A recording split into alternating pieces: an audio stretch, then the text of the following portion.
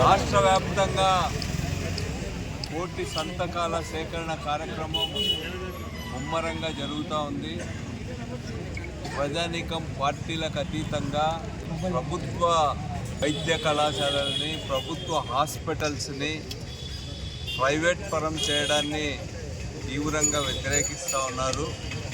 చంద్రబాబు నాయుడు గారి ప్రభుత్వం తీసుకున్నటువంటి ఈ ప్రైవేటీకరణ విధానం వల్ల ప్రజా ఆరోగ్యం దెబ్బతింటుందని, ప్రజలకు ఆరోగ్య సేవలు, వైద్య విద్య దూరం అవుతుందని చెప్పి తీవ్ర ఆందోళన వ్యక్తం చేస్తున్నారు.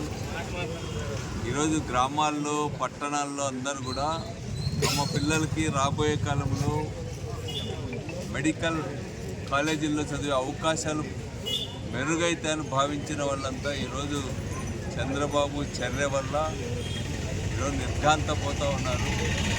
ఈ రెండేళ్లలోనే దాదాపు 2000కు పైగా మెడికల్ కళాశాలల సీట్లు ప్రభుత్వ రంగంలో పేదలకు, మధ్యతరగతి ప్రజలకు అందాల్సినవి దక్కకుండా పోయాయి. ఈరోజు సంపద సృష్టిస్తా అని చెప్పి చెప్తున్నటువంటి చంద్రబాబు నాయుడు గారు ప్రభుత్వ ఆధ్వర్యంలో ఉన్నటువంటి వాటిని అమ్మివేసేటువంటి కుట్రలు చేస్తూ ఉన్నాడు. ఈరోజు ప్రభుత్వ విధానాల పట్ల వ్యతిరేకంగా విమర్శ చేస్తే ఈరోజు నిర్బంధాన్ని ప్రయోగిస్తూ ఉన్నారు. ఈరోజు తిరుపతిలో పరకామణి కేసులో దాంట్లో విచారణ ఎదుర్కొంటున్నటువంటి సర్కిల్ ఇన్స్పెక్టర్ స్థాయి ఆఫీసర్ సతీష్ గారు అనుమానాస్పద పరిస్థితుల్లో మరణిస్తే అది వైఎస్ఆర్సీపీనే హత్య చేసిందని చెప్పి ఈరోజు బాధ్యతాయుతమైనటువంటి స్థానాల్లో ఉన్న టీడీపీ నాయకులే మాట్లాడినారు. దానికి సమాధానంగా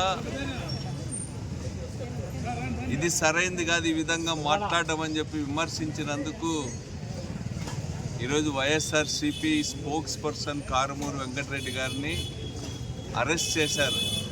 చట్ట విరుద్ధంగా, అక్రమంగా అరెస్ట్ చేయడమే కాకుండా ఈరోజు రిమాండ్కి పంపడానికి కూడా ప్రయత్నం చేశారు. హైదరాబాద్లో ఇంట్లో ఉన్నటువంటి కారుమూరి వెంకటరెడ్డిని ఈరోజు పరకామణి కేసులో ప్రభుత్వానికి ఉద్దేశాలు ఆపాదిస్తూ మాట్లాడినాడని చెప్పి అరెస్ట్ చేసి నిర్బంధించడానికి ప్రయత్నం చేశారు. ఈరోజు జడ్జి గారు ఇది చట్టబద్ధంగా లేదని చెప్పి వాళ్ళకు బెయిల్ ఇవ్వడం జరిగింది. ఈరోజు వాళ్ళే ముందుగా వైఎస్ఆర్సీపీ హత్య చేసిందని మాట్లాడిన వాళ్ళ మీద ఒక కేసు లేదు, వాళ్ళని మాట్లాడించే పోలీసు లేడు. ఈరోజు ప్రభుత్వం అనుసరిస్తున్నటువంటి తప్పుడు విధానాల వల్ల రాష్ట్రంలో పోలీసులకు కూడా చాలా చెడ్డ పేరు వస్తూ ఉంది. ఎవరైనా అంతో ఇంతో నిజాయితీగా పనిచేద్దాం అనుకున్న పోలీస్ ఆఫీసర్స్ని కూడా తప్పుడు పద్ధతుల్లో పనిచేయాలని చెప్పి ఒత్తిడి తెచ్చి వాళ్ళ ద్వారా ఇట్లాంటి అక్రమ అరెస్టులు, అక్రమ కేసులు, అక్రమ నిర్బంధాలకు ఈ ప్రభుత్వం పాల్పడుతూ ఉంది. ఈ విధానాల పట్ల రాష్ట్రంలో తీవ్ర వ్యతిరేకత వస్తూ ఉంది. ప్రభుత్వం ప్రజా వ్యతిరేకతను, ప్రజా అభిప్రాయాన్ని ఖాతరు చేసేటువంటి పరిస్థితిలోనే లేదు.